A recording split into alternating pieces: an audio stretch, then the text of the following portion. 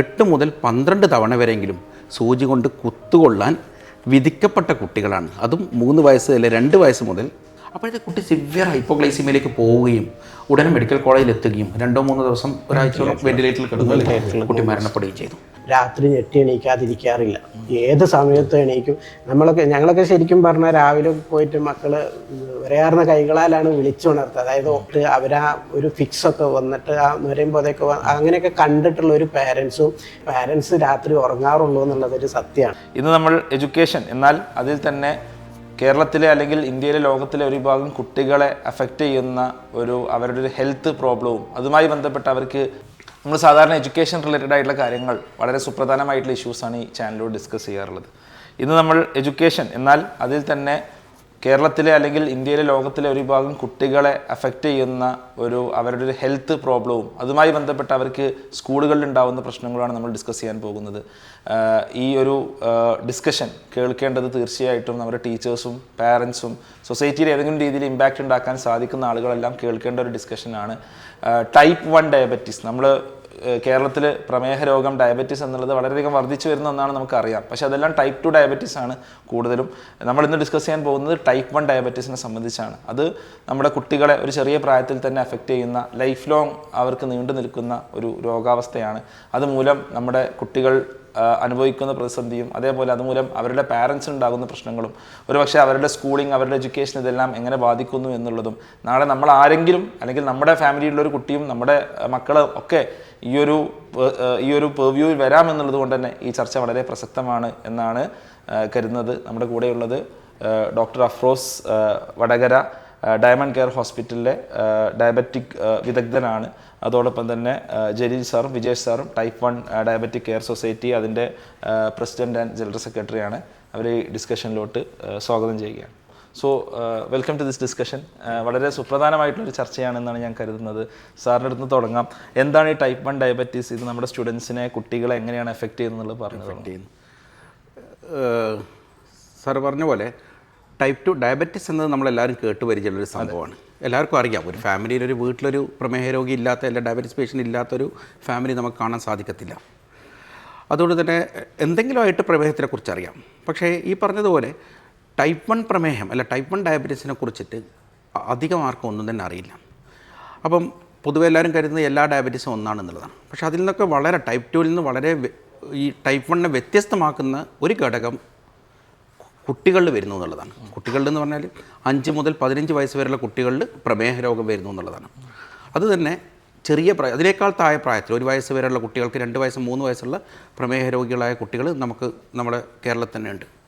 അതാണ് ഒരു ഘടകം ടൈപ്പ് 1 ഡയബറ്റീസ് എന്നത്. സെക്കൻഡ് തിങ്, ഈ കുട്ടികൾ എന്ന് ഡയഗ്നോസ് ചെയ്യുന്നോ അന്ന് മുതൽക്ക് അവർക്ക് ഒറ്റ ഓപ്ഷനേ ഉള്ളൂ, ഇൻസുലിൻ എന്ന ഓപ്ഷൻ. നമ്മൾ സാധാരണ കണ്ടുവരുന്ന ഗുളികകൾ അവർക്ക് ഉപയോഗിക്കാൻ സാധിക്കത്തില്ല. അതും ഇൻസുലിൻ ഒരു നേരം 2 നേരമല്ല. നമുക്ക് സാധാരണ പ്രമേഹ രോഗികൾക്ക് 2 നേരം രാവിലെയും വൈകുന്നേരം ഇൻസുലിൻ അടിക്കുന്ന ആൾക്കാരെ കാണും.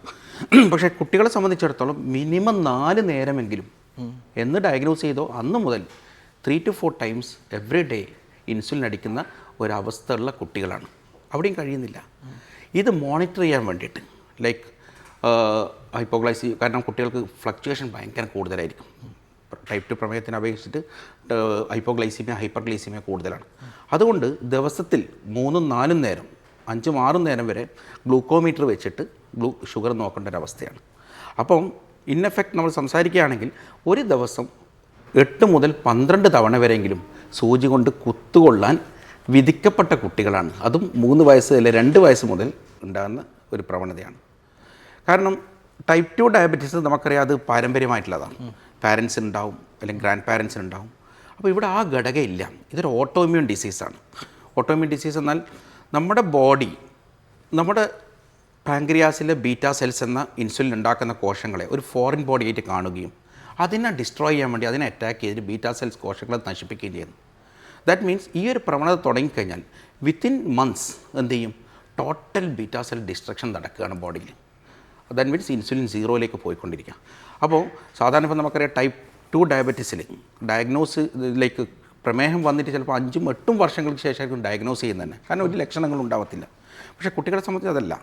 ഈ ടൈപ്പ് 1 പ്രമേഹം വരുമ്പോൾ 3-4 മാസം ആകുമ്പോഴേക്ക് തന്നെ ഓൾമോസ്റ്റ് ഇൻസുലിനൊക്കെ 0 ലെവലിൽ എത്തുകയും സിംറ്റംസ് വരികയും ചെയ്യുന്നു. അതുകൊണ്ട് തന്നെ പെട്ടെന്ന് സിംറ്റംസ് അറിയുകയും കുട്ടികൾ പെട്ടെന്ന് തന്നെ ഡയഗ്നോസ് ചെയ്യും. എന്തൊക്കെയായിരുന്നു സിംറ്റംസ്? എന്തൊക്കെയായിരുന്നു സിംറ്റംസ്? യൂഷ്വലി ടൈപ്പ് 1 ഡയബറ്റീസ് എല്ലാ പ്രമേഹത്തിൻ്റെ സിംറ്റംസ് സെയിമാണ്. നമ്മൾ സാധാരണ 3 Ps എന്നാണ് പറയുക. Polyuria, polydipsia, polyphagia. ദാഹം കൂടുക, അമിതമായി ദാഹം ഉണ്ടാകുക, അമിതമായി യൂറിൻ പോവുക, അമിതമായി വിശപ്പുണ്ടാകുക, അതിൻ്റെ കൂടെ മെലിച്ചലുണ്ടാകുക, ഇങ്ങനത്തെ സംഭവങ്ങളുണ്ടാകുക.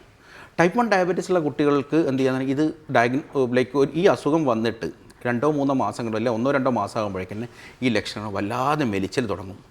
ആ സന്ദർഭത്തിൽ കുട്ടികളെ ഡോക്ടറെ അടുത്ത് എത്തിച്ചില്ലെങ്കിൽ അല്ലെങ്കിൽ ഡയഗ്നോസ് ചെയ്തില്ലെങ്കിൽ പിന്നെ വരാൻ പോകുന്ന അടുത്ത ഘട്ടം ഡയബറ്റിക് കീറ്റോസിറോസിസ് എന്നൊരു ലക്ഷണങ്ങളാണ്. ദാറ്റ് മീൻസ് ശക്തമായ വയറുവേദന വരുന്നു, ഛർദി വരുന്നു, അതോടുകൂടി കുട്ടീൻ്റെ ബോഡിയിൽ ആസിഡ് ലെവൽ കൂടുന്നു, ICUയിൽ വെച്ച് ചികിത്സിക്കേണ്ട ഒരു അവസ്ഥയിലേക്ക് കുട്ടി എത്തിപ്പെടും. അപ്പോൾ ഇതാണ് സാധാരണഗതിയിൽ നമ്മൾ ടൈപ്പ് 1 ഡയബറ്റീസിൽ കാണുന്ന ലക്ഷണം. ഇതിൻ്റെ ഒരു ഒക്കറൻസ് റേറ്റ് എത്രത്തോളം ഉണ്ട് സർ? അതായത് നമ്മളൊരു കുട്ടികളൊരു പൂൾ എടുക്കുകയാണെങ്കിൽ എത്ര ആളുകൾക്ക് വരെ ഇതുണ്ടാവാം എന്നുള്ളത്. നമ്മളിപ്പോൾ ടോട്ടൽ ഡയബറ്റീസ് എടുക്കുകയാണെങ്കിൽ നമ്മൾ കേരളത്തിലെ പെർസെൻറ്റേജ് അല്ലെങ്കിൽ പറയാം 20% of Indian population, I mean കേരളത്തിലെ പോപ്പുലേഷൻ, ഞാൻ കേരളത്തിലേക്ക് ഡയറക്റ്റായിട്ട് വന്നതാണ്, കാരണം എല്ലാം പറഞ്ഞ് ചെയ്യേണ്ട ആവശ്യമില്ല. 20% കേരളത്തിലെ പോപ്പുലേഷൻ ടൈപ്പ് ഡയബറ്റീസ് ആണ്, പ്രമേയമാണ്. അതായത് 5-ൽ ഒരാൾ പ്രമേഹ രോഗിയാണ്. പക്ഷേ അത് ടോട്ടൽ പ്രമേയം ഞാൻ പറഞ്ഞത്, ടൈപ്പ് 1 ടൈപ്പ് 2 എല്ലാം അടങ്ങിയത്. ഇതിൻ്റെ ഒരു 5% മാത്രമാണ് ടൈപ്പ് 1 എന്ന് പറയുന്നത്. കാരണം ഇതിന് ആ ട്രിഗർ ഫാക്ടർ വരുന്ന കുട്ടിയൊക്കെ ഉണ്ടാവുള്ളൂ. കാരണം പാരമ്പര്യം എല്ലാവർക്കും ഉണ്ട്. അപ്പം പാരമ്പര്യമില്ല. ട്രിഗർ ഫാക്ടർ എന്ന് പറഞ്ഞാൽ നമുക്കറിയാത്ത കുറേ കാരണങ്ങളുണ്ട്. ഓട്ടോഇമ്മ്യൂൺ എക്സാക്ട് കോസ് അറിയില്ല എന്തുകൊണ്ട് വരുന്നു. പിന്നെ ചില വൈറൽ ഇൻഫെക്ഷൻ, ചില അതുപോലുള്ള എൻവയൺമെൻറ്റൽ ഫാക്ടേഴ്സ്, ഇതൊക്കെയാണ് ഈ ഓട്ടോ ഇമ്മ്യൂണിറ്റി ട്രിഗർ ചെയ്യുന്നത്. അതുവഴിയാണ് ബീറ്റാ സെൽസ് നഷ്ടപ്പെടുന്നത്. അപ്പം ടോട്ടൽ പെർസെൻറ്റേജ് നോക്കുകയാണെങ്കിൽ ഇന്ന് കേരളത്തിൽ നമുക്ക് നോക്കുകയാണെങ്കിൽ സുമാർ ഒരു 6,000 to 8,000 ആണ് കേരളത്തിലെ കുട്ടികളുടെ ശതമാനം. അപ്പോൾ ഈ കുട്ടികൾ ഫേസ് ചെയ്യുന്ന, അപ്പോൾ നമ്മൾ ശരിക്കും വളരെ സീരിയസ്ലി ആലോചിക്കുമ്പോൾ ഒരു ദിവസം ഒന്ന് ഈ ഗ്ലൂക്കോസ് മോണിറ്റർ ചെയ്യാൻ വേണ്ടി അവരെ കുത്തുക, അതോടൊപ്പം ഇൻസുലിൻ എടുക്കാൻ വേണ്ടി അവരെ കുത്തുക എന്നുള്ള, കുട്ടികൾക്ക് ഒരു കുത്ത് തന്നെ സഹിക്കാൻ പറ്റാത്ത കുട്ടികൾ ദിവസവും ഒരു 12 കുത്ത് ഏൽക്കേണ്ടി വരിക എന്നുള്ളത് ശരിക്കും വളരെ വേദനാജനകമായ സാഹചര്യമാണ്. അതോടൊപ്പം ഇത് ഇവരുടെ സ്റ്റഡീസിനെ, എഡ്യൂക്കേഷനെ എങ്ങനെയൊക്കെയാണ് ഇമ്പാക്റ്റ് ചെയ്യുന്നത്? സാറും അതോടൊപ്പം പാരൻസുമായി ബന്ധപ്പെട്ട് സംസാരിച്ചാൽ നന്നാവും തോന്നുന്നുണ്ട്. കുട്ടികളെ ബാധിക്കുന്നത് 2-3 ഘടകങ്ങളിലൂടെ ബാധിക്കാം. എന്നെക്കാൾ കുറച്ചും കൂടി നന്നായിട്ട് പാരൻസിനാണിത് പറയാൻ പറ്റുക. കാരണം ജലീലിൻ്റെ മകൻ 3 വയസ്സ് മുതലേ ടൈപ്പ് 1 ഡയബറ്റീസ് ഉണ്ട്. വിജീഷിൻ്റെ മകൾ അതുപോലെ 3-4 വയസ്സിൽ തന്നെ ടൈപ്പ് 1 ഡയബറ്റീസ് ആയതാണ്.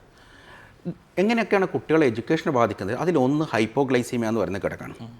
എത്ര തന്നെ നമ്മൾ ശ്രദ്ധിച്ചു കഴിഞ്ഞാലും നമ്മളുടെ ഇപ്പോഴത്തെ ഈ സിസ്റ്റം വെച്ചിട്ട്, അതായത് ഗ്ലൂക്കോമീറ്റർ വെച്ച് ഷുഗർ നോക്കുന്ന സിസ്റ്റം, അതിന് വേറെ പോംവഴികളുണ്ട് കേട്ടോ, എക്സ്പെൻസീവ് ആണെന്ന് മാത്രം. കണ്ടിന്യൂസ് ഗ്ലൂക്കോസ് മോണിറ്റർ പോലത്തെ ഈ സാധാരണ നമ്മൾ ഗ്ലൂക്കോമീറ്റർ വെച്ചുള്ള ഷുഗർ നോക്കുന്ന ഒരു സിസ്റ്റത്തിലൂടെ നമ്മൾ 99% കുട്ടികൾ എങ്ങനെയാണ് മുന്നോട്ട് പോവുകയാണെങ്കിൽ ഈ കുട്ടികൾക്ക് ദിവസത്തിൽ 1-2 തവണയെങ്കിലും ഹൈപ്പോഗ്ലൈസിമിയ ഇല്ലാത്ത ദിവസങ്ങൾ ഉണ്ടാവില്ല ലൈഫിൽ. അപ്പോൾ ഈ ഹൈപ്പോഗ്ലൈസിമിയ എന്ന ഓരോ തവണ നമ്മൾ സാധാരണ പ്രമേഹ രോഗികളുടെ ഹൈപ്പോഗ്ലൈസിമിയൻ്റെ ഫീല് ചോദിച്ചാൽ അവർ പറയും, ഞാൻ മരണത്തെ മുന്നിൽ കണ്ട ഒരാൾക്ക് ഷുഗർ കുറയുന്ന അവസ്ഥ. ആ ഷുഗർ ശരിക്കും മരണത്തെ തൊട്ട് നോക്കുന്ന ഫീലാണത്. ആ ഫീലാണ് ഹൈപ്പോഗ്ലൈസിമിയ എന്ന് പറഞ്ഞു കഴിഞ്ഞാൽ അതാണ്. അപ്പോൾ ഈ ഒരു ഫീൽ ഈ കുട്ടികൾക്ക് തുടക്കം മുതലേ കിട്ടിക്കൊണ്ടിരിക്കുകയാണ്. അപ്പോൾ അതുകൊണ്ട് തന്നെ ചെറിയ പ്രായത്തിൽ 10-20 വയസ്സാകുമ്പോൾ അവർക്ക് എന്ത് ചെയ്യുക, ബ്രെയിനിൻ്റെ ഫങ്ഷൻസിനെ അത് ബാധിക്കുന്നു. കൊഗ്നിറ്റീവ് ഇമ്പയർമെൻറ്റ്സ് ഒക്കെ വരാം. അതുകൊണ്ട് തന്നെ അവരെ പഠനത്തിനെ ബാധിക്കാം. സെക്കൻഡ് തിങ്, ഈ ചെറുപ്രായത്തിൽ തന്നെ ഇതുപോലെ കുട്ടികൾക്ക് ഇൻസുലിൻ അടിക്കും, മറ്റ് കുട്ടികളുമായിട്ട് എന്ത് ചെയ്യുന്ന മിങ്കിൾ ചെയ്യാനുള്ള ബുദ്ധിമുട്ടുകൾ ഉണ്ടാകുകയും മടി വരികയും അങ്ങനത്തെ കാരണങ്ങളോട് ഡിപ്രഷനിലേക്ക് പോകുന്നത് കൊണ്ടും മെൻ്റൽ ഹെൽത്ത് കാരണം എന്ത് ചെയ്യാം, കുട്ടികളുടെ ഈ പഠനത്തെ ബാധിക്കുന്നുണ്ട്. കുറച്ചും കൂടി വിശദമായിട്ട് എന്ത് ചെയ്യാൻ പാരൻസ് ഞങ്ങളെ സംബന്ധിച്ച് ഞങ്ങൾ രക്ഷിതാക്കൾ സ്കൂളുകളിൽ അഭിമുഖീകരിക്കുന്ന പ്രധാന പ്രശ്നം എന്ന് പറയുന്നത്, ഇപ്പോൾ ടീച്ചേഴ്സ്, ഇപ്പോൾ എൻ്റെ മോനാണെങ്കിൽ 4ാമത്തെ വയസ്സിൽ വന്നാണ്, ഇപ്പോൾ 11 വയസ്സായി, കുഴപ്പങ്ങളില്ലാതെ പോകുന്നു. പക്ഷേ ഇത് എപ്പോഴും യൂറിൻ പാസ് ചെയ്യാൻ പോകണം, അതല്ലെങ്കിൽ ഷുഗർ കുറഞ്ഞു, പിന്നെ ഗ്ലൂക്കോസ് കഴിക്കണം, അല്ലെങ്കിൽ ഷുഗർ കൂടി ഇൻസുലിൻ എടുക്കണം എന്നൊക്കെ പറയുമ്പോൾ ടീച്ചേഴ്സിൻ്റെ ഭാഗത്തു നിന്ന് വരുന്ന, എൻ്റെ വീട്ടിൽ ഡയബറ്റീസ് ഉള്ള പേഷ്യൻ്റ് ഉണ്ട്, അവരൊക്കെ ഒരു ഗുളിക കഴിച്ചിട്ട് അവർക്ക് എപ്പോഴും മൂത്രം കഴിക്കേണ്ട കാര്യമല്ല, അതല്ലെങ്കിൽ എപ്പോഴും മധുരം കഴിക്കേണ്ട കാര്യമല്ല. അതായത് നമ്മുടെ ഒരു ടീച്ചേഴ്സിനും ഇതിനെക്കുറിച്ച് അറിയില്ല. അപ്പോൾ ടീച്ചേഴ്സ് ആ ഒരു രീതിയിലാണ് ഈ കുട്ടികളെ, അതായത് ഡയബറ്റീസ് എന്നുള്ളൊരു പേര് ഈ ടൈപ്പ് 1 ഡയബറ്റീസിന് വന്നതെന്നുള്ളത് ഞങ്ങളെ സംബന്ധിച്ച് വലിയൊരു പ്രയാസമാണ്. അപ്പോൾ ഞാൻ എൻ്റെ വീട്ടിലും അവർ പറയുന്നത്, എൻ്റെ അച്ഛനുണ്ട്, എൻ്റെ അമ്മക്കുണ്ട്, ടീച്ചർ പറയുന്നത് അവർക്കൊന്നും ഈ പ്രശ്നങ്ങളില്ല. ചിലപ്പോൾ ഇവർ വയ്യാന്ന് പറഞ്ഞിട്ട് തലവേദനയാന്ന്, ഷുഗർ കൂടിക്കഴിഞ്ഞാൽ എങ്ങനെയായാലും 300-400 എബോ ഫുഡ് കഴിച്ച് കഴിഞ്ഞാൽ ഷുഗർ കൂടിയിട്ടാണ് പിന്നൊന്ന് ഇൻസുലിൻ്റെ പ്രവർത്തനം കൊണ്ട് കുറയുക. അപ്പോൾ ഇവർ ഡെസ്കിലൊന്ന് തലവെച്ച് കിടക്കുമ്പോൾ പഠനത്തിനോടുള്ള പ്രശ്നം കൊണ്ടാണോ അല്ലെങ്കിൽ എന്തെങ്കിലും മടി കാരണമാണോ എന്നുള്ള രീതിയിൽ ഇവരെ വഴക്ക് പറയുക, കുട്ടികളെ വഴക്ക് പറയുക. അപ്പോൾ ആ രീതിയിലൊക്കെ വരും. അപ്പോൾ ആ ഒരു സാഹചര്യത്തിലാണ് ഞങ്ങൾ പാരൻസ് തന്നെ 2018 മുതലാണ് ഞങ്ങൾ ഈ ഒരു സൊസൈറ്റി രൂപീകരിച്ചത്. ഈ ഒരു സൊസൈറ്റീൻ്റെ പ്രത്യേകത എന്ന് പറയുന്നത് കേരളത്തിലെ മുഴുവൻ ടൈപ്പ് 1 പ്രമേഹ ബാധിതരായിട്ടുള്ള കുട്ടികളുടെ രക്ഷിതാക്കൾ കൂടിയിട്ട് ചേർന്ന് തുടങ്ങിയൊരു സൊസൈറ്റിയാണ് ടൈപ്പ് 1 ഡയബറ്റിക് വെൽഫെയർ സൊസൈറ്റി. അപ്പോൾ ഞങ്ങളെ സംബന്ധിച്ച് ഈ കുട്ടികളെ ഇത്തരം ടീച്ചേഴ്സിനെ ട്രെയിനിങ് കൊടുക്കുക, ഡോക്ടേഴ്സിൻ്റെ ആരോഗ്യ വിദഗ്ധരുടെ നേതൃത്വത്തിൽ ട്രെയിനിങ് കൊടുത്ത് ഈ കുട്ടികളുടെ എങ്ങനെ പരിചരിക്കണം എന്നുള്ള. അപ്പോൾ അങ്ങനെ ഒരു 2-3 ജില്ലകളിൽ ഇപ്പോൾ ഓൾറെഡി ഞങ്ങൾക്ക് ഡയറ്റിൻ്റെ ഒക്കെ നേതൃത്വത്തിൽ അത് കവർ ചെയ്യാൻ കഴിഞ്ഞു. ആ സ്കൂളിലൊക്കെ കുട്ടികൾക്ക് നല്ല കെയറിങ്, അതായത് ടീച്ചേഴ്സ് പ്രത്യേകം ശ്രദ്ധിക്കുകയൊക്കെ ചെയ്യുന്നുണ്ട്. പക്ഷേ കേരളത്തിൽ ബാക്കിയുള്ള അത്രയും 10-12 ജില്ലകൾ ഇനിയും ഇതിൻ്റെ അവയർനെസ് എത്താനുണ്ട്. അപ്പോൾ ഇത്തരം പ്രോഗ്രാമുകളിലൂടെയൊക്കെയാണ് ഈ കുട്ടികൾ ഇത്തരം പ്രശ്നങ്ങൾ അനുഭവിക്കുന്നുണ്ട്. ഒരു ദിവസം 10-12 തവണ സൂചി കൊണ്ട് കുത്ത് അനുഭവിക്കുന്നുണ്ട്. പിന്നെ പ്രധാനമായിട്ടുള്ളൊരു പ്രശ്നം എന്ന് പറയുന്നത് സ്കൂളിൽ ഇപ്പോൾ ആർട്സ് വരികയാണെങ്കിൽ കുട്ടികളെ മാറ്റി നിർത്തുക, ഡാൻസ് കളിച്ചാൽ പ്രശ്നമാണ്. അതിലൊരു എക്സ്കർഷൻ ടൂറിന് പ്ലാൻ ചെയ്ത് കഴിഞ്ഞാൽ ഈ കുട്ടിയെ മാറ്റി നിർത്തുക. അതായത് ഈ ഒരു കുട്ടി വന്നാൽ മറ്റുള്ള അത്രയും കുട്ടികൾക്ക് അതൊരു പ്രയാസമാണ്, എന്തെങ്കിലും സംഭവിക്കും. ആ ഇതിൽ സംഭവിക്കുന്നത് ഒന്ന് ഷുഗർ കുറയും, ഒന്ന് ഷുഗർ കൂടും. ഇതിനുള്ള എല്ലാ എക്യുപ്മെൻറ്റ്സും ഞങ്ങൾ വീട്ടിൽ നിന്ന് രക്ഷിതാക്കൾ കൊടുത്തു വിടുന്നുണ്ട്. അന്ന് ഇൻസുലിൻ കൊടുത്തു വിടുന്നുണ്ട്, ഗ്ലൂക്കോമീറ്റർ കൊടുത്തു വിടുന്നുണ്ട്, ഒന്നുമില്ലെങ്കിൽ ജ്യൂസ് ഉണ്ടാവും, അല്ലെങ്കിൽ ഗ്ലൂക്കോസ് പൗഡർ ഉണ്ടാവും. ഷുഗർ കുറഞ്ഞു കഴിഞ്ഞാൽ അവർ ഈ മധുരം കഴിച്ചിട്ട് ഷുഗറിനെ ലെവൽ ചെയ്ത് നിർത്താൻ അതിനുള്ള ട്രെയിനിങ്ങും ഞങ്ങൾ ഓരോ ജില്ലകളിലും ഈ കുട്ടികളെയും പാരൻസിനെയും വെച്ച് സൊസൈറ്റി കൊടുക്കുന്നുണ്ട്. അപ്പോൾ അതിൻ്റെ ഒരു മെച്ചം എന്നുള്ള നിലയിലാണ് കുട്ടികളൊക്കെ സ്വന്തം ഇൻസുലിൻ വെക്കുന്നു, സ്വന്തം ഷുഗർ മോണിറ്റർ ചെയ്യുന്നു, അവർ സ്വന്തമായിട്ട് അത് കൈകാര്യം ചെയ്യുന്നുണ്ട്. രാവിലെ എണീച്ച് നമ്മൾ ബ്രഷ് ചെയ്യുന്ന പോലെയാണ്. അവരാദ്യം വന്നാൽ ഷുഗർ മോണിറ്റർ ചെയ്യും, അതിനുശേഷം എത്രയാണോ ഷുഗറിൻ്റെ അളവിനനുസരിച്ച് എന്താണോ കഴിക്കുന്നത് അത് കാൽക്കുലേറ്റ് ചെയ്തിട്ടാണ് ഇൻസുലിൻ. ഒരിക്കലും ഫിക്സ്ഡ് ഡോസ് ഇല്ല, ടൈപ്പ് 1 ഡയബറ്റീസിൽ ഫിക്സ്ഡ് ഡോസ് ഇല്ല. എപ്പോൾ 200 എബോ പോകുന്നോ അപ്പോൾ ഇവർ കറക്ഷൻ ഡോസ്, ഇപ്പോൾ സാറ് പറഞ്ഞ പോലെ 4 മിനിമം ഇൻസുലിൻ ആണെങ്കിലും എപ്പോൾ 200ൻ്റെ മേലോട്ട് ഷുഗർ പോകുന്നു, ഇവരിനി ഒരു 50 വയസ്സിൻ്റെ മിഠായി കഴിച്ചാൽ 400-500ലേക്ക് ഷുഗർ പോകും. അപ്പോൾ ഈ 50 വയസ്സിൻ്റെ മിഠായി കഴിക്കാൻ എക്സ്ട്രാ ഇൻസുലിൻ അടിക്കണം. അപ്പോൾ ഇതൊക്കെ നമ്മൾ ട്രെയിനിങ്ങിൻ്റെ ഭാഗമായിട്ട് കൊടുക്കുന്നുണ്ട്. അപ്പോൾ ഇവരെ കയ്യിൽ ഈ സാധനങ്ങളൊക്കെ ഇപ്പോൾ ഇവർ എക്സ്കർഷന് കൊണ്ടുപോവുകയാണെങ്കിലും ഇവരിതൊക്കെ മെയിൻറ്റെയിൻ ചെയ്യും. പക്ഷേ ടീച്ചേഴ്സിന് ഇത് പേടിയാണെന്നുള്ളതുകൊണ്ട് ഈ കുട്ടികളെ മാറ്റി നിർത്തുന്ന ഒത്തിരി സംഭവങ്ങളുണ്ട്. അതേപോലെ തന്നെ സ്കൂളുകളിൽ ഈ കുട്ടികൾ ഇൻസുലിൻ എടുക്കാൻ വേണ്ടിയിട്ട് ഈ പെൺകുട്ടികളൊക്കെ ഏറ്റവും കൂടുതൽ ഈ കുട്ടികൾ പുറത്ത് പറയാത്ത പ്രശ്നം ഞങ്ങളെ സംബന്ധിച്ചുണ്ട്. അതായത് പാരൻസ് ഈ കുട്ടികളെ മറച്ചു വെക്കുന്നത്, ഈ കുട്ടി ഇങ്ങനെ ഇൻസുലിൻ എടുക്കുന്നതാണ് പൊതുസമൂഹം അറിഞ്ഞത്. അപ്പോൾ പെൺകുട്ടികളുടെ കാര്യത്തിലൊക്കെയാണ് പ്രത്യേകിച്ചൊരു വിവാഹമൊക്കെ വന്നു കഴിഞ്ഞാൽ എങ്ങനെ അക്സെപ്റ്റ് ചെയ്യും എന്നുള്ളൊക്കെ ഒരു പ്രശ്നം കൊണ്ട് മറച്ചു വെക്കുന്നൊരു കേസുണ്ട്. അപ്പോൾ ഇവർ ഈ ബാത്റൂമിലൊക്കെ പോയിട്ട് ഒളിച്ചിരുന്നൊക്കെ ഇൻസുലിൻ എടുക്കേണ്ട ഒരു സിറ്റുവേഷൻ ഞങ്ങളെ സൊസൈറ്റീൻ്റെ ശ്രദ്ധയിൽപ്പെടുകയും അതിൽ ഞങ്ങൾ ഇടപെടുകയൊക്കെ ചെയ്തിട്ട് ഞങ്ങൾ ഒരുപാട് ഓർഡറുകൾ ഈ ടൈപ്പ് 1 ഡയബറ്റീസ് ആയിട്ടുള്ള ഞങ്ങളുടെ കുട്ടികൾക്ക് വേണ്ടിയിട്ട് സർക്കാർ തലത്തിൽ ഒത്തിരി ഓർഡറുകളൊക്കെ ഇറക്കിയിട്ടുണ്ട്. ആ ഓർഡറുകളൊന്ന് നമുക്ക് അല്ല, നമ്മളിതിന് ബേസിക്കായിട്ട് പറയുകയാണെങ്കിൽ ഇപ്പോൾ പറഞ്ഞല്ലോ, ഇപ്പോൾ എൻ്റെ മകളുടെ കാര്യം പറയുകയാണെങ്കിലും ഇപ്പോൾ ഒരു സ്കൂൾ മാറി വേറെ സ്കൂളിലേക്ക് പോകേണ്ട സ്ഥിതി വന്നിട്ടുണ്ട്. 2 വർഷം 3 വർഷത്തോളം എൻ്റെ വൈഫാണ് അവിടെ സ്കൂളിന് പുറത്ത് വരാന്തയിലിരുന്നിട്ടാണ് ഇത് കൈകാര്യം ചെയ്തുകൊണ്ടിരുന്നത്. അതായത് ഏത് ഈ ടീച്ചേഴ്സിന് ആ സമയത്ത് അവയർനെസ് പറഞ്ഞല്ലോ, ടീച്ചേഴ്സിന് അവയർനെസ് നിർബന്ധമാണെന്നല്ലേ.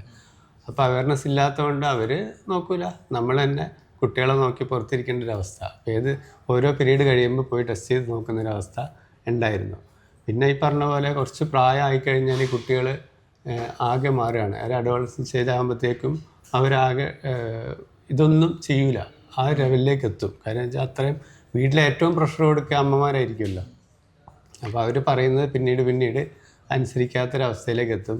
ഇപ്പോൾ സെൻസറിൻ്റെ കാര്യം പറഞ്ഞു, സെൻസർ വെച്ച് കഴിഞ്ഞാൽ ഇതെല്ലാം വീട്ടുകാരറിയല്ലേ, വീട്ടുകാരുടെ മൊബൈലിൽ ഇത് കാണാം. അവരുടെ സെൻസർ കണ്ടിന്യൂസ് ഗ്ലൂക്കോസ് മോണിറ്റർ. അത് ആക്ച്വലി ഒരു ലാസ്റ്റ് 10 to 15 years ആയിട്ടുള്ള ഒരു ടൈപ്പ് 1 അല്ല ഡയബറ്റീസിൻ്റെ ഒരു ടെക്നോളജിക്കൽ ഡെവലപ്മെൻ്റ് ആണ്. ജസ്റ്റ് ചെറിയൊരു സാധനം, ചെറിയൊരു ചിപ്പ് പോലത്തെ ഒരു 50 പൈസ പോയിന്റ് വണ്ണുള്ളൊരു സാധനമാണ്. അത് നമ്മുടെ കൈയുടെ ഇവിടെയാണ്. ഇവിടെ ജസ്റ്റ് എന്ത് ചെയ്യുന്നത്, ജസ്റ്റ് ഒരു പ്ലഞ്ചർ വെച്ചിട്ട് കണക്ട് ചെയ്ത് കഴിഞ്ഞാൽ പെയിനൊന്നും ഉണ്ടാവത്തില്ല. കണക്ട് ചെയ്ത് കഴിഞ്ഞാൽ അത് നമ്മൾ ഫോണിലേക്ക് കണക്ട് ചെയ്യാം. എവറി 3 minutes, ഇപ്പം വിജേഷിലൊക്കെ ഫോണിൽ എവറി 3 minutes ഷുഗറിൻ്റെ റീഡിങ് എന്ത് ചെയ്യും, അവരുടെ ഫോണിൽ വരും. അത് ടീച്ചറിൻ്റെ ഫോണിലും വരും, ലൈക്ക് പാരൻ്റെ ഫോണിൽ വരും, ആസ് എ ഡോക്ടർ എൻ്റെ ഫോണിലും വരും. അപ്പോൾ ലൈക്ക് ആക്ട് ചെയ്യാൻ പറ്റും. ലൈക്ക് എവറി 3 minutes രാത്രി ഉറങ്ങുമ്പോഴും എല്ലാ സമയത്തും ഹൈപ്പോഗ്ലൈസീമിയ ഹൈപ്പർഗ്ലൈസീമിയ പെട്ടെന്ന് ഡിറ്റക്ട് ചെയ്യുകയും ഷുഗർ കുറഞ്ഞു പോവുകയാണെങ്കിൽ കുട്ടികൾക്ക് ഷുഗർ പാക്കറ്റ് കൊടുക്കുകയും കൂടി പോവുകയാണെങ്കിൽ ആ സമയത്ത് ഇൻസുലിൻ്റെ എക്സ്ട്രാ ഡോസ് കൊടുക്കാനുള്ളൊരു ഒരു ലക്ഷറി അതിനുണ്ട്. അറ്റ് ദ സെയിം ടൈം അതിൽ അലാറം ഉണ്ട്. നമ്മൾ സെറ്റ് 80 to 180 സെറ്റ് ചെയ്ത് വെച്ച് കഴിഞ്ഞാൽ 80 താഴെ പോയി കഴിഞ്ഞാൽ അലാം ചെയ്യും, 180 നേരെ പോയി അലാം ചെയ്യാൻ പറ്റും. ഇതിപ്പോൾ ഇതുവരെ ഇതില്ലാത്ത സമയത്ത് നമ്മുടെ പാരൻസ് എന്ന് പറഞ്ഞാൽ ഉറക്കമില്ലാത്ത ആണ്. രാത്രി എപ്പോഴാണിത് കൂടുക കുറയാന്നറിയില്ല. അപ്പോൾ നമുക്കൊരു അലാറം ഒന്നും ഇല്ലല്ലോ. നമ്മൾ ഇടയ്ക്ക് എണീറ്റിരുന്ന് ചെക്ക് ചെയ്ത് നോക്കുകയാണ് ജീവൻ ഉണ്ടോ എന്നുള്ളത്. അതിൻ്റെ ജസ്റ്റ് ഒരു എക്സാമ്പിൾ ഞാൻ പറഞ്ഞുതരാം. നമുക്ക് റീസെൻ്റ് ആയിട്ട് 3 years ബാക്ക് നമുക്കൊരു വലിയൊരു ബാഡ് ഇതുണ്ടായിരുന്നു, അനുഭവം ഉണ്ടായിരുന്നു. നമ്മുടെ തന്നെ ഒരു ആ കുട്ടി എൻ്റെ പാരൻ്റ് ഇന്ന് നമ്മുടെ അസോസിയേഷനിലില്ല. അതിൻ്റെ റീസൺ എന്താണെന്ന് പറഞ്ഞാൽ അത് പറയുന്നതിന് മുമ്പ് ഈ ടൈപ്പ് 1 വെൽഫെയർ സൊസൈറ്റി എന്ന അസോസിയേഷനെ കുറിച്ച് 2 വാക്ക് എനിക്ക് പറയണം. കാരണം അത് പാരൻസിന് മാത്രമേ അസോസിയേഷൻ. ഞാൻ അതിലെ ഒരു അഡ്വൈസറി ബോർഡ് മെമ്പർ വന്നു, ഞാൻ അടങ്ങുന്ന കുറച്ച് ഡോക്ടേഴ്സ്. ആ അസോസിയേഷൻ്റെ പ്രത്യേകത എന്ന് പറഞ്ഞാൽ എന്നും ഈ പറഞ്ഞ പോലെ 10-15 നേരം കുട്ടികളെ കുത്താൻ വിധിക്കപ്പെട്ട പാരൻസാണ്. സെക്കൻഡ് തിങ്, ഈ ഓർഗനൈസ് ഒരിക്കലും വളരരുതേ എന്ന് ആഗ്രഹിക്കുന്ന ഒരു ഓർഗനൈസേഷനാണ്. 2 രീതിയിൽ, ഒന്ന് വളരാനും ആഗ്രഹിക്കില്ല, കുറഞ്ഞു പോകാനും ആഗ്രഹിക്കില്ല. വളരുക എന്ന് പറഞ്ഞു കഴിഞ്ഞാൽ ഒരു പുതിയ കുട്ടി കുറയുക എന്ന് പറഞ്ഞാൽ മരണം സംഭവിക്കണം. അപ്പോൾ ഈ കുട്ടിയുടെ കാര്യം അതായിരുന്നു. ആക്ച്വലി വടകരയിലുള്ള കുട്ടിയാണ്. മിഠായിയിൽ ഇൻസുലിൻ വാങ്ങാൻ വേണ്ടിയിട്ട് കാലിക്കറ്റിലേക്ക് വന്നുകൊണ്ടിരിക്കുകയാണ്. മോൻ എന്ത് ചെയ്യാൻ ലൈക്ക് ടാക്സിയിലാണ് പോകുന്നത്, ബാക്കിലിരുന്ന് അച്ഛൻ്റെ അമ്മേൻ്റെ ഇടയിലിരുന്ന് ഉറങ്ങുകയാണ്. സ്വാഭാവികമാണല്ലോ, ഒരു ദൂരയാത്രയിൽ അച്ഛനും അമ്മ നടുവിലിരുന്ന് ഉറങ്ങുകയായിരുന്നു. അച്ഛനും അമ്മയും ഉറങ്ങിപ്പോയി. കുട്ടിയുടെ വായിൽ നിന്ന് ഒരേയും പതയൊക്കെ കണ്ടപ്പോഴാണ് ഞെട്ടിയാണ് പാരൻസ് അറിയുന്നത്. അപ്പോഴേ കുട്ടി സിവിയർ ഹൈപ്പോഗ്ലൈസിമിയയിലേക്ക് പോവുകയും ഉടനെ മെഡിക്കൽ കോളേജിൽ എത്തുകയും 2-3 ദിവസം ഒരാഴ്ച വെന്റിലേറ്ററിൽ കിടക്കുകയും കുട്ടി മരണപ്പെടുകയും ചെയ്തു. ഈ ഒരു സെൻസർ ആ കുട്ടിയുടെ കയ്യിൽ അതാണ് നമ്മളിപ്പോൾ ആലോചിക്കുന്നത്. 3 വർഷം മുമ്പ് നമുക്ക് കേരളത്തിലെ എല്ലാ കുട്ടികൾക്കും ഈ സെൻസർ അവൈലബിൾ ആക്കുമ്പോഴാണ് 80 താവുമ്പോൾ ഈ പാരൻ്റ് അലേർട്ട് ആവുമായിരുന്നു, അറിയുമായിരുന്നു. ഈ അച്ഛനുറങ്ങാത്ത വീട് എന്നൊക്കെ പറഞ്ഞാൽ ശരിക്കുള്ള ഇവരുടെ വീടുകളാണ്. അലേർട്ട് ആവുമായിരുന്നു. അവരെഴുതാൻ ഈ കുട്ടിയെ നമ്മൾ ഇന്ന് നമ്മളെ കൂടെ ഓർഗനൈസേഷനിലോ അല്ലെങ്കിൽ ഈ കുട്ടിയിൽ നിന്ന് ജീവിച്ചിട്ടുണ്ടാവുമായിരുന്നു. പക്ഷേ അതിൻ്റെ വേറെ വശം ഇത് അഫോർഡബിൾ അല്ല. 14 ദിവസമാണ് ഈ സെൻസർ ഒരു സെൻസർ ഉപയോഗിക്കാൻ പറ്റുക. ഓൾമോസ്റ്റ് ഒരു 3,500 to 5,500 ആണ് ഈ ഒരു സെൻസറിൻ്റെ. ദാറ്റ് മീൻസ് ഒരു മാസത്തിൽ ഒരു 10,000 rupees താഴെ എന്ത് ചെയ്യേണ്ടി വരും ഒരു പാരന്റിന് സ്പെൻഡ് ചെയ്യേണ്ടി വരും സെൻസറോടുകൂടി മുന്നോട്ട് പോകണമെങ്കിൽ. പക്ഷേ ഒരു സാധാരണ ഫാമിലിനെ സംബന്ധിച്ച് ഇത്രയും അതിന് പുറമെയാണ് ഇത് ഇൻസുലിൻ. ഇത് സാധാരണ ഇൻസുലിൻ അല്ല ഞങ്ങളെ കുട്ടികൾക്ക് വേണ്ടി ഉപയോഗിക്കുന്നത്.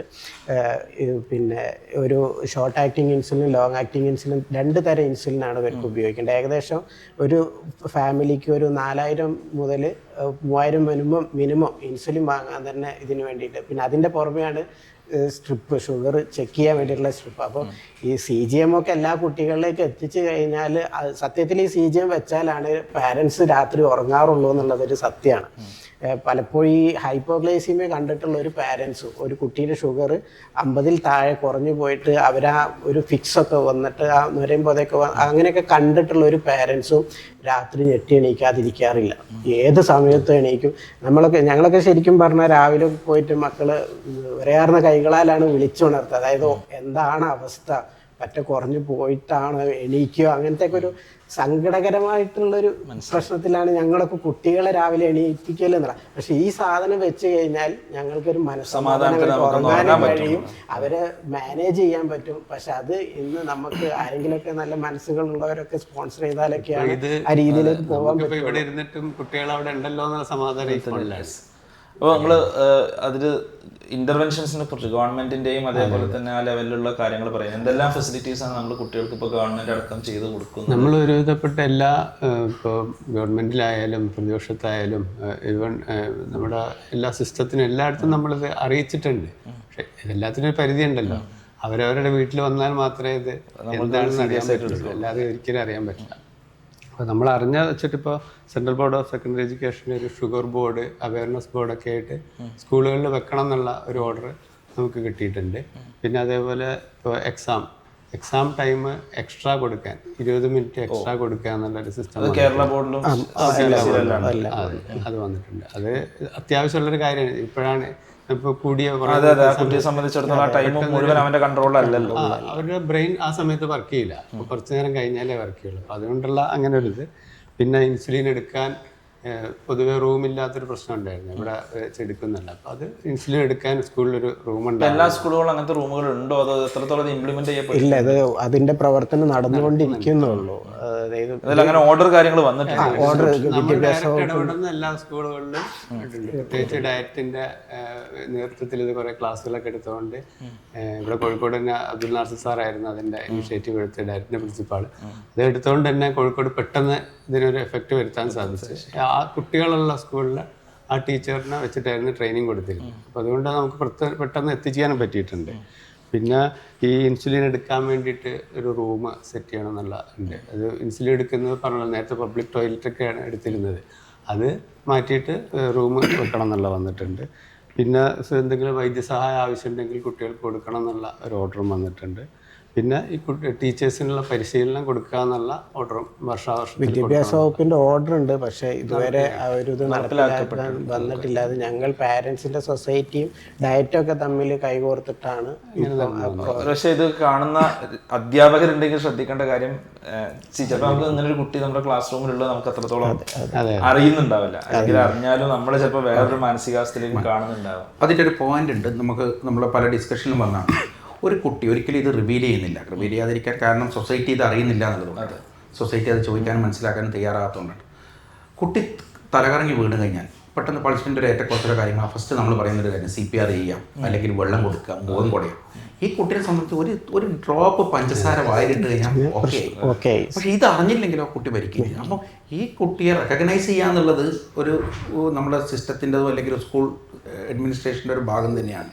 ഇതിപ്പോൾ ഈ CPR എന്ന് പറഞ്ഞ പോലെ ഇങ്ങനെ ഒരു സിസ്റ്റം കൂടി ഫസ്റ്റ് എയ്ഡിന്റെ ഭാഗമായിട്ട് ഇത്തരം കുട്ടികൾക്ക് നമ്മൾ ചെയ്യേണ്ടത് വളരെ സിമ്പിൾ ആയിട്ട് ഇങ്ങനത്തെ ഒരു കാര്യമാണെന്നുള്ളത്.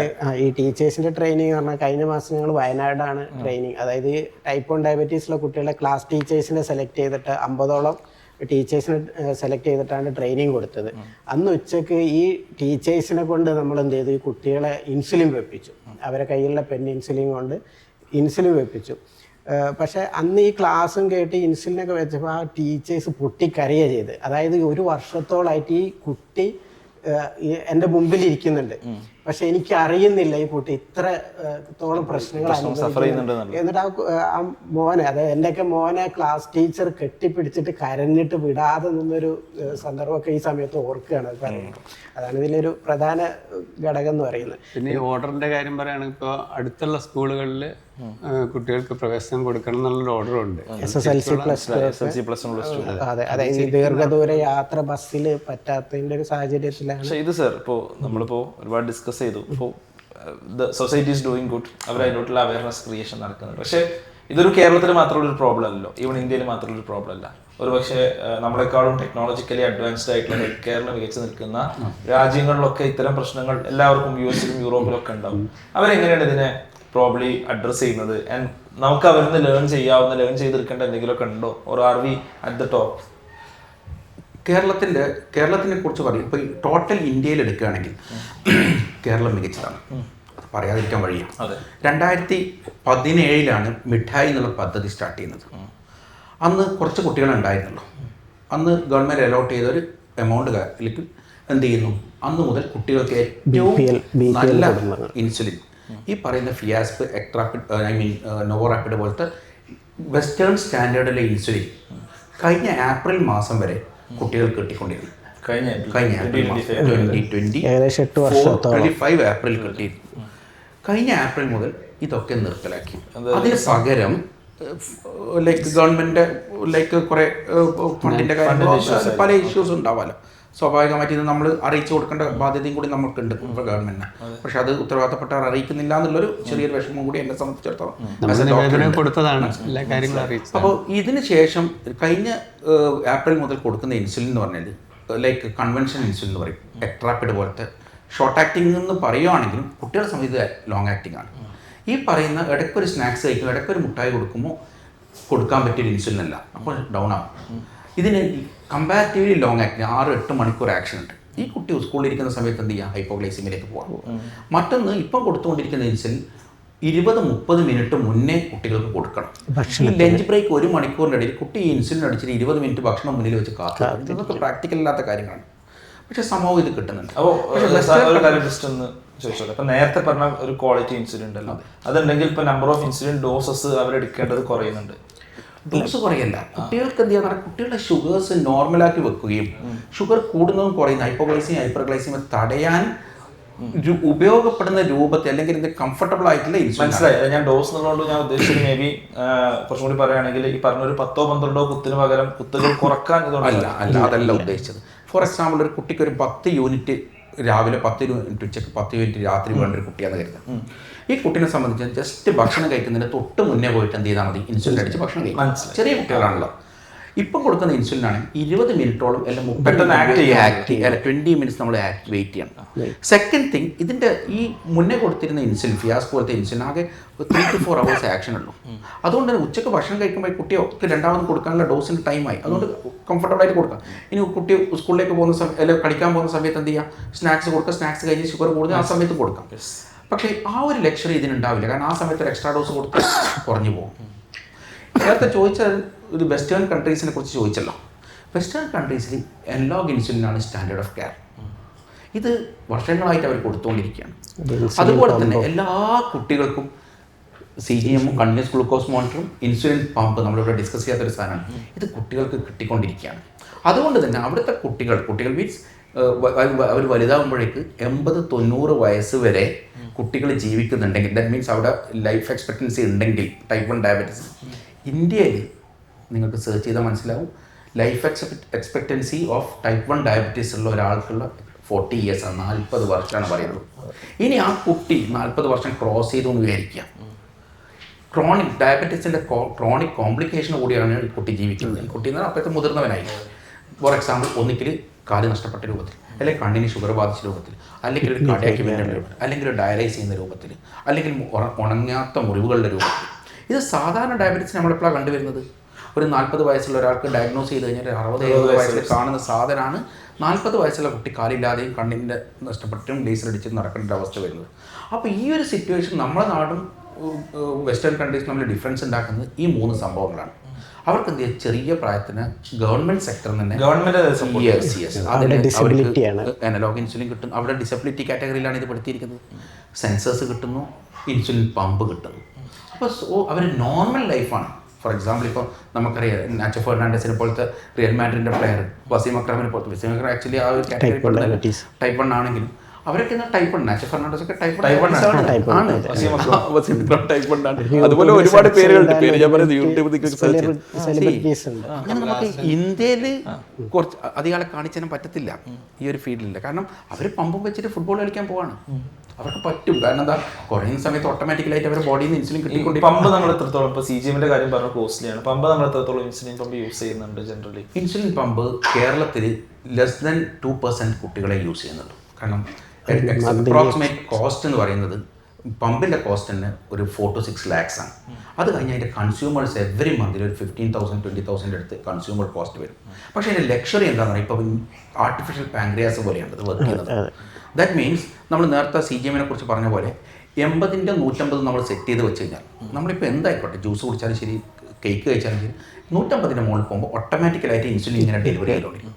80-ന്റെ താഴെ വരുമ്പോൾ ഇൻസുലിൻ ഡെലിവറി സ്റ്റോപ്പ് ആവുകയും ചെയ്യും. ദാറ്റ് മീൻസ് ഞാനും നിങ്ങളും ഡയബറ്റീസ് ഇല്ലാത്ത ഒരാൾ ജീവിക്കുന്ന പോലെ തന്നെയാണ് ആ കുട്ടി ആർട്ടിഫിഷ്യൽ പാങ്ക്രിയാസ്. എത്രത്തോളം സൈസ് അതിന്? ചെറിയ ഈ ഒരു സൈസ് ഉണ്ടാവത്തുള്ളൂ. ആക്ച്വലി ഞാനത് കൊണ്ടുവരണമെന്ന് കരുതിയിരുന്നു, അതിൻ്റെ ഒരു പീസ് മറന്നുപോയി, സോറി. ഈ ഒരു സൈസ് ഉണ്ടാവുള്ളൂ. അതുകൊണ്ട് ഇങ്ങനെ നമുക്ക് എന്ത് ചെയ്യാം, വെക്കാൻ പറ്റും പോക്കറ്റിലിട്ട്. ബേസിക്കലി നമുക്ക് മേ ബി ഈ ഒരു ഡിസ്കഷനിൽ നമുക്ക് മേ ബി അവയർനെസ്സിൽ അധികാരികളുടെ മുമ്പിൽ കൊണ്ടുവരേണ്ടത് ഒന്ന്, ഇത് സത്യം പറഞ്ഞ പാരൻസിനെ സംബന്ധിച്ചിടത്തോളം അവരുടെ ലൈഫിന്റെ വലിയൊരു ഭാഗം കുട്ടികളുടെ മേഖലയിലുണ്ട്. നല്ലൊരു ഒരു ഈ പാരൻസിൻ്റെ ഫാമിലി എന്ന് പറയുന്നത് ഒരു അച്ഛനും അമ്മയുണ്ട്. നമുക്കൊരു ഡോക്ടറുണ്ട്, ഹസ്ബൻഡ് ഡോക്ടർ ഫിസിഷ്യനാണ്, വൈഫ് വേറെ ഞാൻ പറയുന്നില്ല. അപ്പം ഇവർ രണ്ടിലൊരാളെ ജോലിക്ക് പോകാറുണ്ട്. ഹസ്ബൻഡ് 4 ദിവസം ജോലി ചെയ്യുന്നുണ്ടെങ്കിൽ വൈഫ് 3 ദിവസം ജോലി ചെയ്യും. വൈഫ് കുട്ടീൻ്റെ കൂടെയാണ്, 3 വയസ്സുള്ള കുട്ടിയാണ്, വേറെ ഓപ്ഷൻ ഇല്ല. പിന്നെ പലപ്പോഴും ഒരു കുട്ടി ടൈപ്പ് 1 ഡയബറ്റീസുള്ള കുട്ടി ആ ഫാമിലിയിൽ വന്നു കഴിഞ്ഞാൽ ഉടനെ അവനെന്ത് ചെയ്യാം, സ്റ്റെറിലിറ്റിക്ക് പോവാണ്. പിന്നെ എനിക്കൊരു കുട്ടി വേണ്ട, കാരണം ഈ കുട്ടീനെ നോക്കാൻ തന്നെ എൻ്റെ ടൈം തികയത്തില്ല. അതുകൊണ്ട് എന്ത് ചെയ്യുന്നത്, പ്രസവം നിർത്തുന്ന ഒരവസ്ഥയാണ് പാരൻസ് ഉണ്ടാവുന്നത്. നേരത്തെ ജലീൽ പറഞ്ഞ പോലെ ഉറങ്ങാത്ത രാത്രികളാണ്. ഇപ്പം മറ്റൊന്നും പക്ഷേ ഇന്ന് ഞങ്ങൾ കുട്ടികൾ ഒരു ദിവസം 10-12 തവണ ഇൻസുലിൻ വെക്കാൻ തയ്യാറാണ്. പക്ഷേ ഗവൺമെൻറ്റിൻ്റെ ഭാഗത്തു നിന്നുള്ള സപ്പോർട്ട്, അതായത് കുത്താൻ ഞങ്ങളുടെ കുട്ടികൾക്ക് മടിയില്ല. ഈ സൂചി കൊണ്ട് കുത്തുന്നത് ഇവർ കുത്തുന്നുണ്ടെങ്കിലും പക്ഷേ അതിൻ്റെ വേദന ശരിക്കും രക്ഷിതാവിന്, ഒരു സ്വന്തം കുട്ടി മുമ്പിലിരുന്ന് സൂചി വെക്കുമ്പോൾ അതിൻ്റെ ഹൃദയം പൊട്ടുന്നത് നമ്മുടെ രക്ഷിതാക്കൾക്കാണ്. പക്ഷേ ഞങ്ങൾ കുട്ടികൾ ഇത് ചെയ്യാൻ ബില്ലിംഗ് ആണ്. പക്ഷേ പുറത്തുനിന്നുള്ള സപ്പോർട്ട് ഞങ്ങൾ കുട്ടികൾക്ക് ഇപ്പോൾ ഗവൺമെൻറ്റിൻ്റെ ഭാഗത്ത് നിന്ന് കഴിഞ്ഞ ഏപ്രിൽ മാസം മുതൽ ഇല്ല.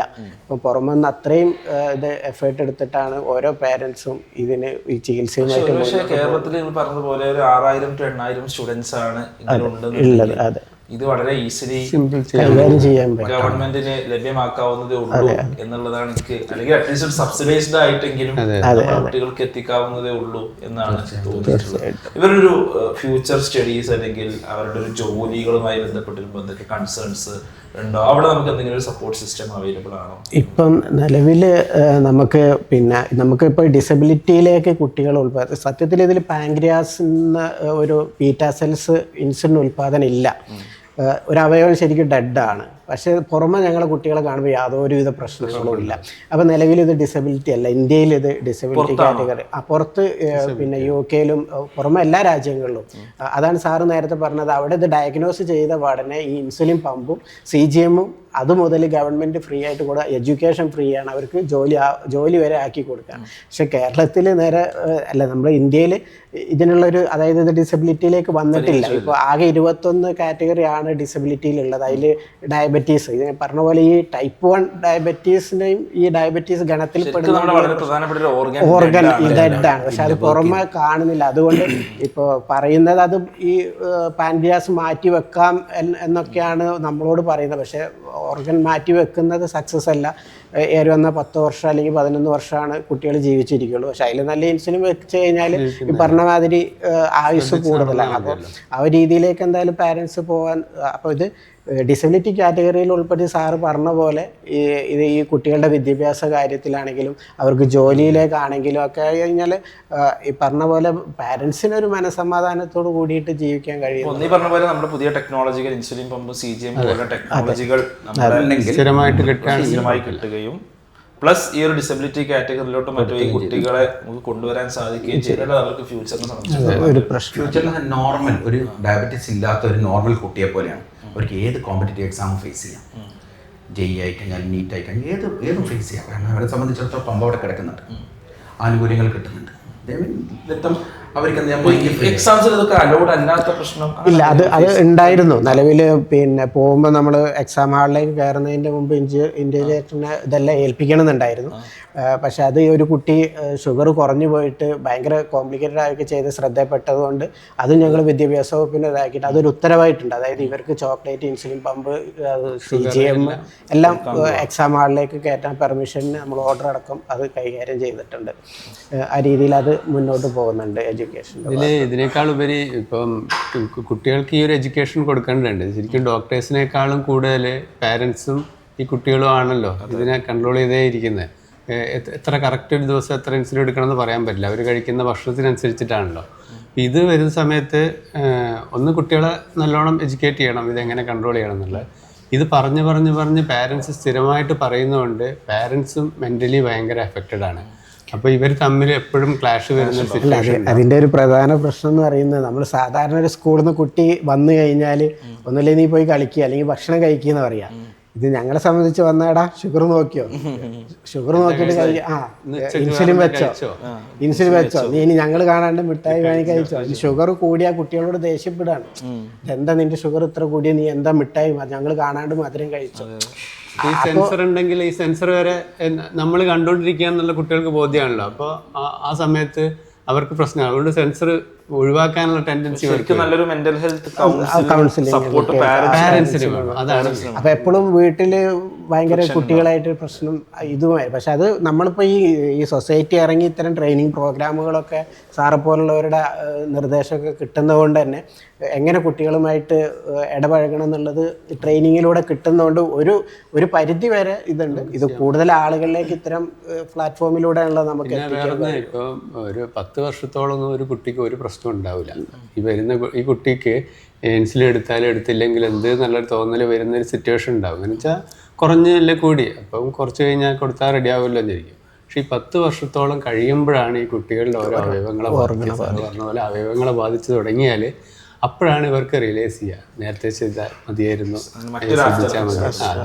അപ്പം അത് പാരൻസിനും ആ ബോധം ചിലവർക്കില്ല എപ്പോഴും.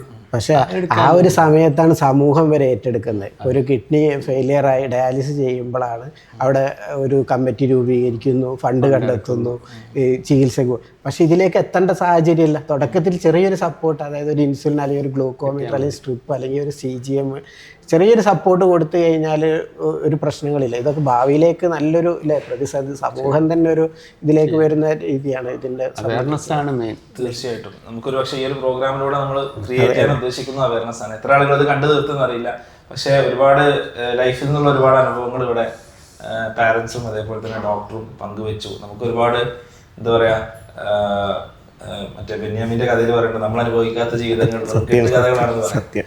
അപ്പോൾ ഈ ഒരു രോഗാവസ്ഥയിലൂടെ കടന്നു പോകുന്ന കുട്ടികളും അതിനേക്കാൾ അവരുടെ പാരൻസും എത്രത്തോളം പ്രയാസത്തിലൂടെയാണ് കടന്നു പോകുന്നുള്ളത് എന്ന് മാത്രമല്ല വളരെ കോൺക്രീറ്റ് ആയിട്ട് ഒരു സൊല്യൂഷൻ നമ്മളിവിടെ ഡിസ്കസ് ചെയ്തിട്ടാണ്. പക്ഷേ ഈ ഒരു സൊല്യൂഷൻ നടപ്പിലാക്കാൻ ഒരുപക്ഷെ വേണ്ടത് നമുക്ക് അധികം കുട്ടികളൊന്നുമില്ല. ഈ പറഞ്ഞ പോലെ 6000-8000 എന്നുള്ളത് ഒരു സ്റ്റേറ്റിന്റെ ഒരു കോൺടാക്സിൽ വെച്ച് നോക്കുമ്പോൾ വളരെ ചെറുതാണ് എന്നുള്ളതാണ് എൻ്റെ അഭിപ്രായം.